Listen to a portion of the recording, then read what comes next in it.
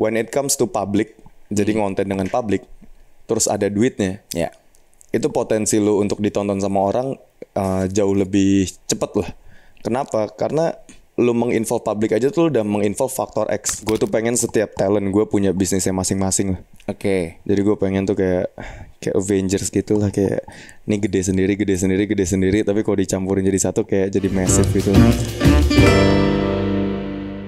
Ben, Halo bang. tos dulu. Mantap. Akhirnya kita ngobrol-ngobrol. Iya. Kita udah pernah ketemu kan sebenarnya. Di itu ya, di PIM pas lo sama cewek lo ya waktu itu ya? Iya. Cewek yang pas- sekarang tuh? Iya masih. Agak beda sih. Agak beda. Sama lah. Ben, Masa ini lo gitu. kemana-mana tuh lo emang selalu kayak gini ya? Gimana sih? Settingan itu emang selalu celana pendek, kaos hitam? Emang ini terus sih, kayak udah nyaman aja gitu. Kemana-mana banget tuh? Kemana-mana. Dari kapan lo dapet style ciri khas kayak gini? Kayak 3 tahun dari awal ngonten sih. Jadi awal ngonten emang gue pakai ini. Jadi udah 3 tahun lemari gue isi ini doang sih. Oke. Jadi Iben ini adalah, ini banyak orang yang bilang ya, lo itu adalah Mr. Beast-nya Indonesia. Anjir. Banyak yang, lo sering denger gitu juga dong? Ada yang komen gitu. Lo bikin konten itu dari tahun berapa sih? Dari 2019. 2019. Sebelumnya lo ngapain? Sebelumnya gue lawyering. Abis lawyering sempat jadi head legal di venture capital. Abis itu baru sekarang ngonten. Nah ini nih, ini kayaknya yang bikin gue penasaran nih. Karena kan gue juga, gue dari Fakultas Hukum juga. Kenapa lo larinya jauh banget dari Ke ngonten nih. Iya, dari kehidupan perhukuman sampai konten. Mungkin karena lebih seru kali ya. Awalnya gimana? Lo lulus kuliah tahun Gue lulus tuh tahun 2018-2019 deh. Oh pas sebelum pandemi itu ya? Iya 2018. Terus gue mulai kerja jadi intern. Habis itu mulai naik lah tuh jabatannya ke Mid Associate. Habis pas di Mid Associate tuh, nah itu gue mulai ngonten tuh. Pas Berarti itu tahun 2019. Belum rame dong awalnya. Belum. Nah terus Masih sepi. Terus habis itu pas jadi Mid Associate ngonten agak ramean dikit tuh. Soalnya waktu itu di TikTok belum ada yang ngeliput tentang orang kantoran lah. Isinya masih joget-joget semua kan. Terus karena ada yang liput tentang kantoran, orang pada tertarik. Akhirnya gue pindah jadi head legal. Di situ banyak free time-nya lah. Karena pas jadi head kan ya ada yang ngerjain lah kerjaannya. Di situ kontennya mulai naik. Ya akhirnya gue resign full konten. Lo resign tahun berapa? Resign 2020 akhir Desember. 2020 akhir. Iya, jadi 2021 awal tuh itu dimana gue udah full konten. TikTok lo udah segede apa tuh Ben? Pas lo resign? Pas resign followersnya 900.000 lah. Udah making money dari situ? Udah lebih gede dari gaji tuh waktu itu. Oh, triggernya lumayan. soalnya gini loh, nggak gampang loh. Ketika lo udah punya kerjaan yang settle, apalagi lo udah jadi head legal di law firm, dan itu kan ibaratnya kerjaan yang salah satu yang orang incer juga gitu. Iya. Tiba-tiba lo harus keluar buat jadi content creator yang tanda kutip ya, luntang-lantung nggak jelas penghasilannya. Lumayan sih. Iya kan? Iya. Lo berani banget Ben. Mungkin pada saat itu di bagian income-nya tuh udah lebih tinggi yang di luar daripada lebih di tinggi kantor. yang di luar. Jadi gue kayak income-nya udah lebih tinggi dari yang di luar. Plus waktu itu gue mikir kayak, ini kan gue jadi head legal ya. Gue mau jadi apa lagi nih biar gaji gue lebih gede lagi nih.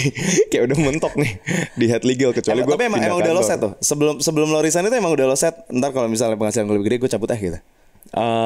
Ada sih di pikiran gue kayak gitu. Kayak kalau misalkan ini potensi yang lebih gede, kayaknya gue harus cabut deh. Coba dong main cerita men, awal mula lo ngonten gimana? Awal mulanya iseng aja sih bang. Jadi gue download TikTok. Yang bikin gue TikTokan tuh karena video pertama gue langsung FYP waktu itu. Oke. Jadi video pertama gue viewsnya langsung kayak 1 juta. Terus gue kayak anjing, gue dapat followers 6.000. Kayak dari video satu dari video itu. Satu video itu kayak kapan lagi gue itu yang konten di law firm tuh. Iya konten di law firm. Terus iseng doang. Terus gue bikin tiap hari tuh gue bikin tuh kayak ngeliputin anak-anak kantor gue. Terus viewsnya pada gede-gede. Terus gue kayak wah ini seru juga. Itu gak making money sih. Jadi kayak selama 1 tahunan gak ada duit sama sekali juga. Jaraknya berarti dari pertama kali lo ngonten sampai ngasih duit itu berapa lama? Kayak setahunan deh. Setahun ya? Berarti sekitar tahun berapa tuh lo dapat penghasilan tuh? Sekitar tahun 2021. 2021 ya? Iya. Gila, lo ngonten tuh baru 2,5 tahun, baru 3 tahun Iya ya? 3 tahun. Sekarang followersnya berapa men? 22 juta. Banyak banget. Itu warga Jakarta kalah itu kayaknya. Nah ini ya, ketika lo mulai, ini gue nanya soalnya waktu itu kan gue dulu juga sempat ada di apa ya, di posisi yang hampir mirip-mirip lah. Waktu itu teman-teman gue masuk ke law firm, sementara gue harus jadi content creator yang ketika itu penghasilannya nggak jelas, freelance banget kan, kita anaknya mungkin bulan ini kita bisa dapat gede, bulan depan bisa nggak dapet. Lo ada masa-masanya lo kayak nyesel nggak sih, kayak aduh teman udah bener gue kerja di kantor gitu? Mungkin pas awal resign sih. Jadi kayak orang-orang tuh pada nanya gue lah, kayak waktu itu kan udah head legal kan. Jadi kayak lumayan lah, gajinya juga lumayan juga. Orang tuh pada kayak, lu sekarang ngapain, udah copot dari kantor? Oh gue ini ngonten di TikTok. Terus kayak, hah? Oh lu joget-joget gitu di TikTok? Terus gue kayak harus 20 kali, 30 kali gue terus ngejelasin ke setiap orang masing-masing. Karena emang zaman itu, ketika zaman itu emang yang rame itu yang joget-joget. Iya. Bawa TikTok itu tahun berapa ya? Nah itu gue tuh setelah dia rame, terus dia hilang. Nah gue masuk tuh. Pas lo masuk itu Ben, siapa Ben yang paling terkenal dulu? Ada dulu namanya Raishu. Terus geng-gengnya iya itu sih Raishu. Terus habis itu baru setelah itu Selos. Oh itu angkatan-angkatan lama ya? Iya. Kontennya paling banyak joget kan dulu kan? Joget sama skit komedi gitu kan. Lo konten lo awal-awal apa selain yang law firm itu? Interview bocil. Oh, yang gue nanya-nanya itu tuh udah dari dulu ya interview bocil. Iya, interview bocil orang-orang di jalanan. Tapi belum ada hadiah. Sebenarnya tuh ada, gue setiap kali gue kelar interview gue ngasih uang terima kasih lah kayak. Tapi nggak dimasukin ke konten. Iya. Mulai awal kebentuk konten lo yang kayak sekarang itu apa? Kapan? Itu pas gue udah resign tuh. Pas gue lagi yang di head legal itu, terus gajinya lumayan kan, jadi gue kayak oh ya udah ini ada budget lah nih buat nge-spend duit di konten, akhirnya bikin itu lah. Ini kan lo banyak yang bilang lo Mr. Beast Indonesia nih Ben. Sebenarnya ya kalau menurut gue ya, di Indonesia itu sebenarnya konten itu simpel. Apa yang rame di luar negeri, kasih jeda berapa tahun itu baru baru masuk ke sini. Kayak dulu zaman PewDiePie, semua orang akhirnya bikin konten gaming. Zamannya Casey Neistat, orang bikin daily vlog. Lo dari awal emang ngikutin Mr. Beast? Enggak juga sih. Awal tuh gue malah referensi gue tuh lebih ke Jake Paul sama Logan Paul. Oh malah mereka ya? Iya, yang gue tontonin dari dulu tuh mereka. Kayak sama satu sih referensi gue yang paling awal banget, kayak anjir konten gue tuh sebenarnya maunya ini. Itu Jackass. Karena gue malah arahnya malah ke Jackass ya? Gue suka banget dengan Jackass itu loh, kayak anjir nih orang-orang tolol yang ngelakuin yang mereka mau aja, suka-suka mereka. Gue sempat ngelakuin itu juga. Emang anak umur lu nonton Jackass juga ya? Nonton banget sih gue dulu. Itu tontonan zaman gue SMP tuh. Gue nonton banget sih dulu pas SD di MTV. Awalnya malah ke situ. Iya, cuma di Indo beberapa kali sih gue nyoba hal-hal tolol kayak Jackass itu, tapi ternyata nggak works. Hal paling random, konten yang paling random yang lo bikin apa Ben? Pentil gue digigit ular kali. Ular beneran? Iya, ular beneran. Terus? Ya udah digigit ularnya gitu. ini orang ngapain? Terus sama ini, naro ini, lo tau Carolina Reaper nggak? Cabai Carolina Reaper. Tahu. Nah, yang orang sampai pingsan segala macam. Iya, gue jadiin eyeshadow gitu. Jadi gue giniin ke mata gitu. Ini emang dari dasarnya emang udah cari masalah emang. Sebenarnya gue suka kontennya gitu bang. Tapi ternyata di Indo kayak kurang works kayak konten yang kayak gitu. Tapi kalau di Indo malah sekarang gue lihat ya, orang bikin konten di TikTok jadi ke iben-ibenan semua, Be, menurut gue. Lo merasakan hal yang sama gak? Ada, tapi gue mikirnya gini sih bang. Gue lebih mikir kayak emang ada konten yang melakukan itu dan emang nggak bisa dibohongin ya. When it comes to public, jadi ngonten dengan public, terus ada duitnya, itu potensi lo untuk ditonton sama orang jauh lebih cepet lah. Kenapa? Karena lu menginvolve publik aja tuh udah menginvolve faktor X yang mungkin di konten-konten lain nggak ada. Terus dengan lu menginvolve duit, orang yang nonton udah pasti jadi kayak wah anjir, coba itu gue, pasti ada serunya. Tapi kalau misalkan ada yang melakukan itu, gue sih sangat tidak terganggu karena ya pasti satu segmen ada banyak yang melakukan lah, kayak food atau vlog atau apalah tag, semua pasti banyak kumpulan yang melakukan itu. Oke, nah kan ada juga nih Ben, beberapa orang yang yang menganggap itu tidak baik. Menurut lo gimana? Baik sih. Gue sempat diskus sama tim gue sih, kayak sebenarnya kita lakuin ini kayak kenapa sih orang kok nganggapnya ada yang menganggap nggak baik, atau kayak wah nanti orang jadi kayak ngemis atau apa, iya kan? Kalau gue sih mikirnya, gue selalu fokusnya itu bukan ke tentang si duitnya atau tentang si memberinya itu. Makanya gue nggak pernah bilang kayak wah gue ini kontennya memberi, tapi gue selalu fokusnya itu ke entertaining dan funnya itu. Kayak ya lu mau ngasih gue duit 5 juta atau lu ngasih duit gue 5.000, gue tetap bisa bikin itu entertaining. Karena fokusnya ke entertainnya itu, bukan duitnya. Nah iya sih. Nah kayaknya itu mungkin ini pendapat gue pribadi ya. Itu kayaknya mungkin yang membedakan konten lo dan konten serupa yang lainnya. Karena kayaknya gue ngomong deh di podcast gue sebelumnya yang bahas TikTok. Konten lo adalah salah satu konten yang gue bisa enjoy nontonnya. Walaupun maksudnya kita tahu referensinya dari mana dan formulanya kita tahu, tapi lo selalu mengemas itu jadi lebih seru lagi, dosisnya nambah lagi, lebih seru lagi. Tapi kan ya itu tadi, ada aja orang yang bilang itu ganggu lah, jadi ngemis-ngemis segala macam. Lo udah nggak masalah, udah tutup mata aja itu ya? Nggak masalah sih. Ya udah. Baca komen lo happy nggak Ben? Baca komen gue suka banget sih baca komen. Komen lo gimana? Komen lo isinya, soalnya banyak kan gue liat malah jadi minta-minta semua kan. Jadi bang ini. Lo nggak masalah tuh kayak gitu? Nggak masalah sih, karena kayak ya gue juga bingung sih kadang orang komen-komen kayak gitu. Mungkin ada orang yang komen emang expecting bener-bener kayak wah gue harus dikasih nih. Tapi gue beberapa kali ketemu orang juga ya kayak mereka komen for the sake of fun aja gitu loh, kayak wah kalau kepilih lucu juga nih. Makanya gue juga selalu milih komen dan ngelakuin sesuatu itu kan yang kayak ada uniknya lah, nggak cuma kayak nggak cuma yang nggak penting doang, itu cuma ngasihnya doang itu. TikTok udah ban, terus lo bisnis. Itu yang ngajakin siapa awalnya? Dari awal emang gue pengen bikin sih bang, tapi menunggu partner yang tepat, akhirnya ketemu partner yang tepat. Nah ini menarik nih buat gue bahas nih, karena path-nya kita kayaknya mirip-mirip nih. Lo bisnis emang lo rencanakan, emang lo pengen bikin atau gimana sebenarnya? Awal banget ngonten sih enggak, tapi begitu gue ngonten dan begitu kayak income dari konten gue tuh, gue merasakan kayak kalau di dunia perkontenan kan income-nya terus kadang-kadang awal tahun ada naik turunnya lah. Sedangkan gue harus keep producing konten yang gokil nih. Dan in order untuk terus ada konten yang gokil, gue perlu capital. Dan gue mikir kayak ini kayak satu-satunya yang bisa bikin gue tetap ada income, harus ada side income lagi deh yang bisa ngebantu si konten gue ini. Karena gimana pun juga untuk bikin konten yang kayak lo tetap butuh modal juga kan. Iya banget sih. Oh, dan lo pakai itu buat backup lah. Iya buat backup. Kenapa F&B Ben?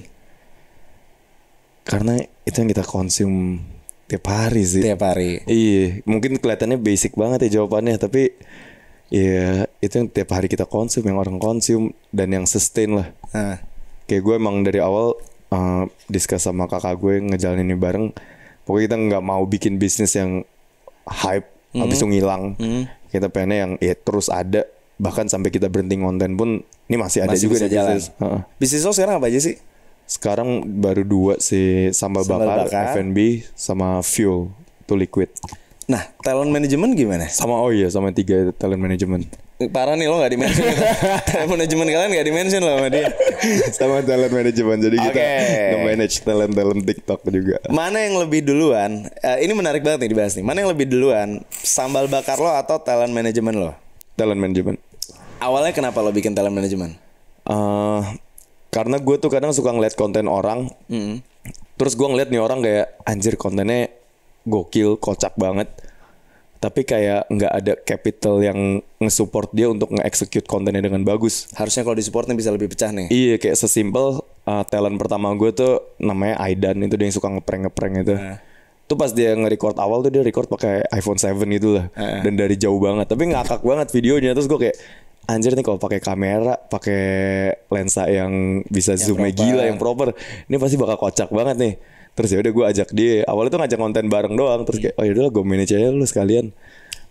Siapa tim lo ketika itu siapa sampai lo berani ngajak orang lo gue manage aja deh kita? Gue sama kakak gue doang sih. kita kayak bodo amat.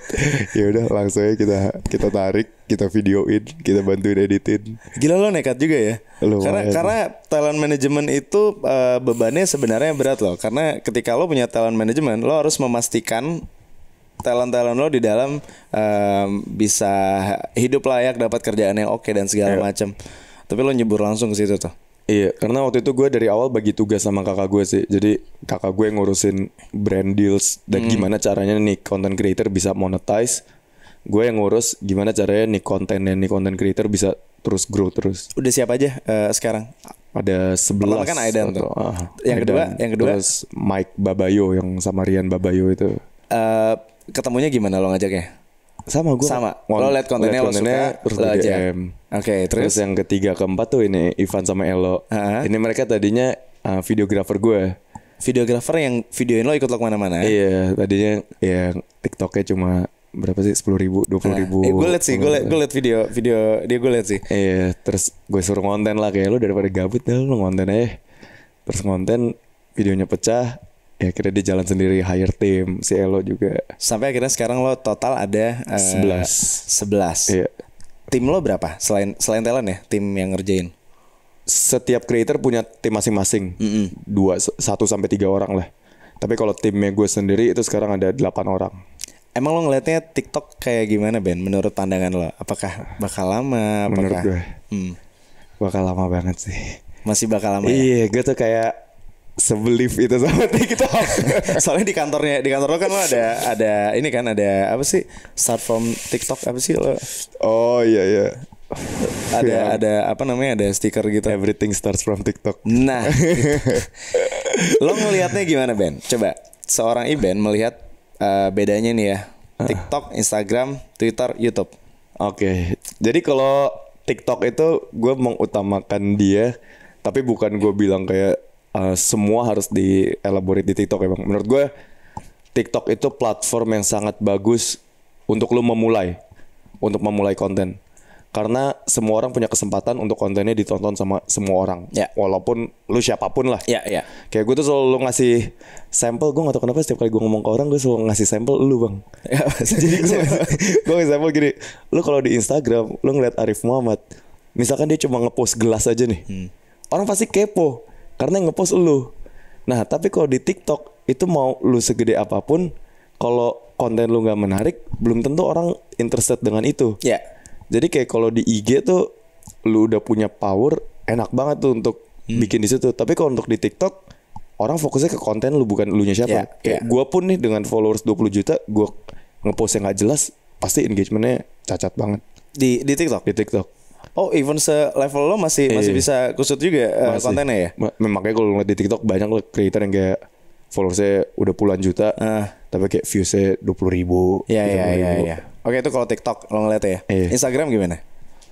Instagram gue sekarang lebih nge-treat itu sebagai kayak gue mengenal followers gue dan followers gue lebih mengenal gue. Lebih personal ya? Lebih personal. Soalnya kalau TikTok itu kan konten banget nih. Iya.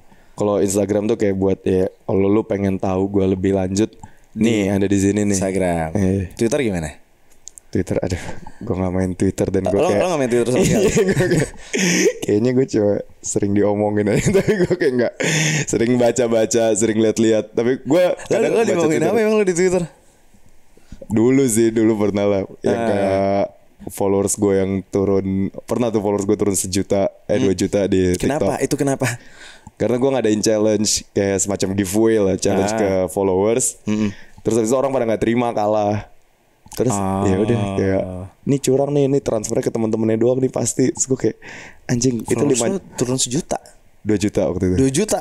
Terus gue kayak hadiahnya waktu itu 5 juta untuk 5 orang. Jadi seorang 1 juta. Terus gue kayak bangsat, gue kadang bikin konten kasih motor ke orang, ngapain 5 juta gue transfer ke temen-temen gue.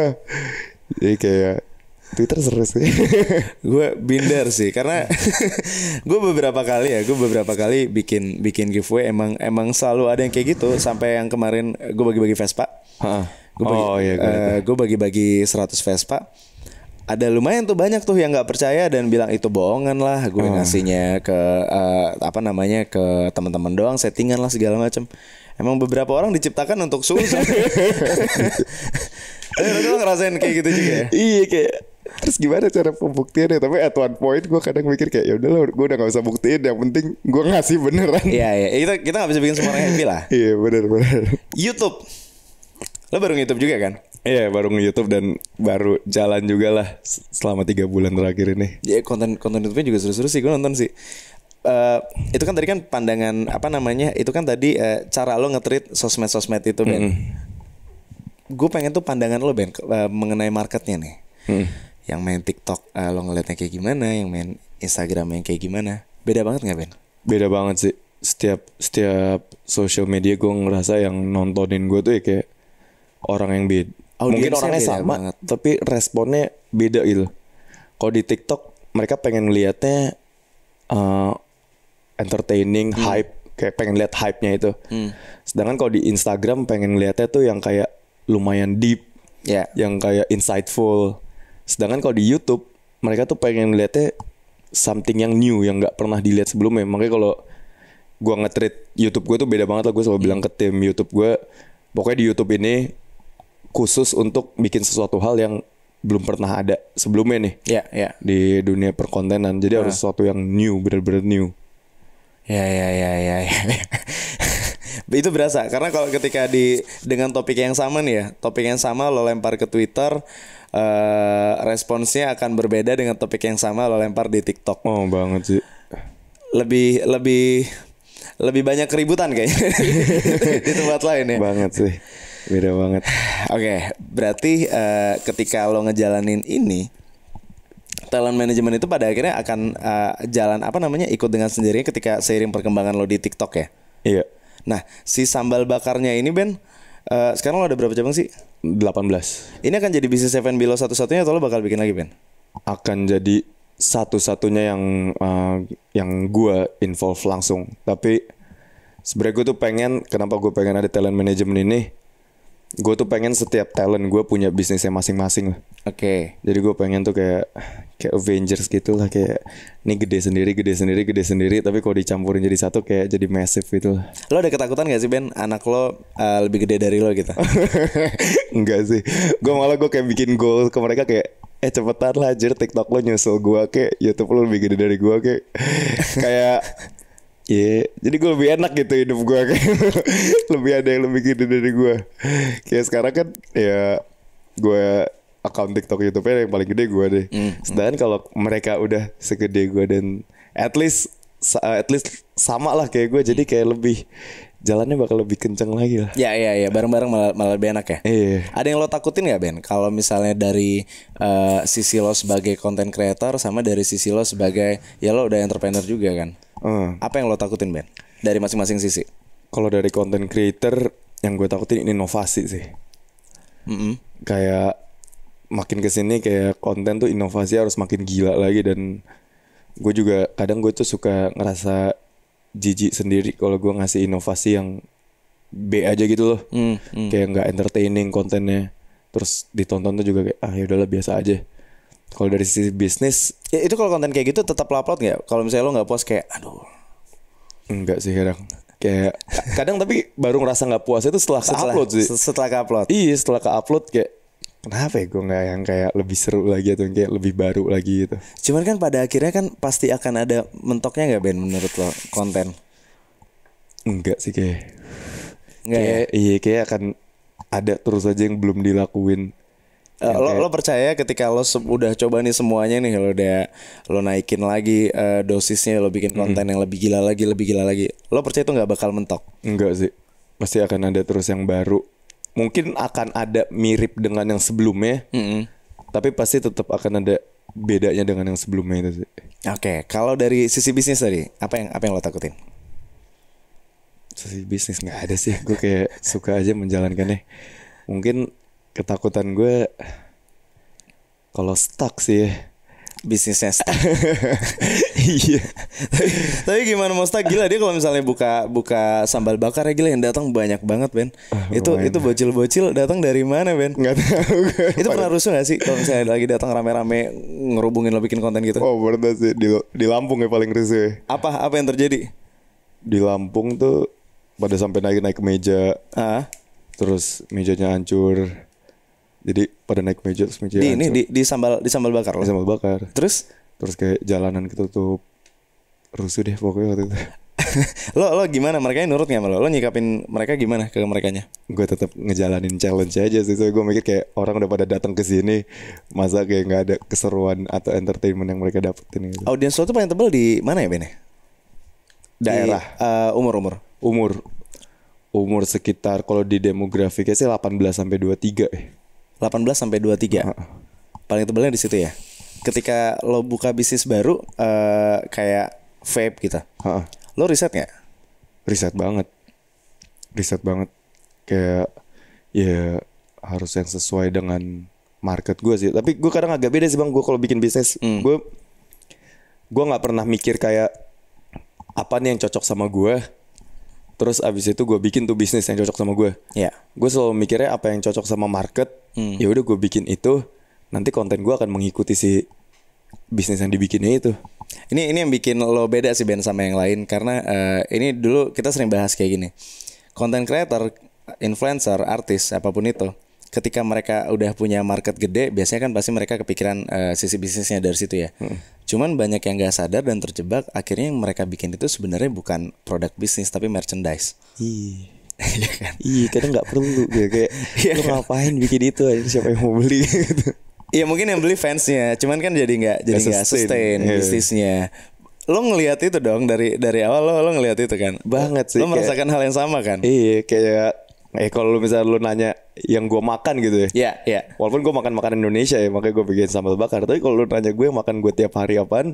Nasi sama dada ayam. Tapi kayak nggak mungkin kan gue jual nasi sama dada ayam cuma karena gue ngerasa kayak wah ini gue banget nih nasi sama dada ayam. Ya. Itu yang banyak orang terjebak, membedakan merchandise dan produk bisnis sih. Iya. Part lo di di semua bisnis lo kayaknya yang selalu nempel abang lo ya? Iya kakak gue. Dia selalu. Kakak lo basicnya apa Ben? Dia basicnya manajemen sama branding sih. Ada ini nggak? Ada kesulitan, lebih banyak kesulitannya atau keuntungannya lo partneran sama kakak lo? Nggak semua orang bisa tuh sama keluarga tuh. Oh iya, keuntungan sih gue kayak sama kakak gue dari dulu udah kayak biji gitu sih, kemana-mana barengan gitu. Jadi kayak kalau lu nanya dalam setahun mungkin gue debat yang rusuh sama dia kayak paling sekali. Sama kakak lo? Iya kayak gue hampir gak pernah sih yang kayak clash gitu, yang kayak oh ini berantem gitu-gitu. Kayak udah ada hubungannya. Lama cewek lo udah berapa lama sih? 9 tahun. 9 tahun. Nah biasanya nih ya, biasanya kalau misalnya ada cowok nih terkenal, fans ceweknya tuh pada sebel tuh kalau dia punya cewek. Oh iya. Di lo sebel nggak? Enggak sih, kayak cewek gue soalnya baik-baik aja nih kayak. Gue sih ngeliatnya sih aman-aman aja sih. Aman-aman aja. Aman-amannya semuanya. Iya. Plus konten gue kan juga nggak selalu sama dia kan. Iya. Karena gue selalu ngomong, dia juga konten kan, tapi gue selalu bilang ke dia, pokoknya kalau kita putus, gue pengennya lu kontennya tetap jalan, makanya konten lu jangan ke gue mulu. Dia jadi konten creator gara-gara lu atau emang sebelumnya udah konten juga? Gara-gara gue sih. Gara-gara lo ajakin juga. Tapi emang dianya enjoy juga. Dianya enjoy dan kontennya pun ya kontennya dia sendiri lah. Makanya gue juga nggak terlalu involved dengan kontennya dia. Iya. Ben, ini dong kasih tips dong nih buat yang nonton, yang fans sama lo pasti banyak banget, yang pengen ngikutin jejaknya lo juga banyak banget. Lo ada pesan gak buat mereka yang baru mau memulai main sosmed? Main sosmed dalam artian content creator. Kalau menurut gue ya, nih buat lu pada yang mau memulai sosmed, jangan terlalu mikirin tentang malu atau kayak dijudge orang tentang ke-cringe-an video lu. Karena kayak video pertama, video ke-100 lu mungkin lu masih akan merasa itu cringe. Tapi kayak lu post aja. Pokoknya konsep gue sama tim gue tuh, selama tombol post masih free, Udah pokoknya lu post aja. Karena nanti kalau tombol post udah bayar tuh, udah repot lu jadi content creator. Oke. Ben, Siap bang. thank you ngobrol-ngobrolnya. Ini abis ini gue pengen main ke tempat lo dong. Serius? Lo di mana? Markas lo yang lo sering posting itu di mana? Di Bintaro. Gue nanti main ke sana ya. Oke. Nanti kita ngobrol-ngobrol sana. Berantakan tapi. Thank you Ben. Thank you, Ben.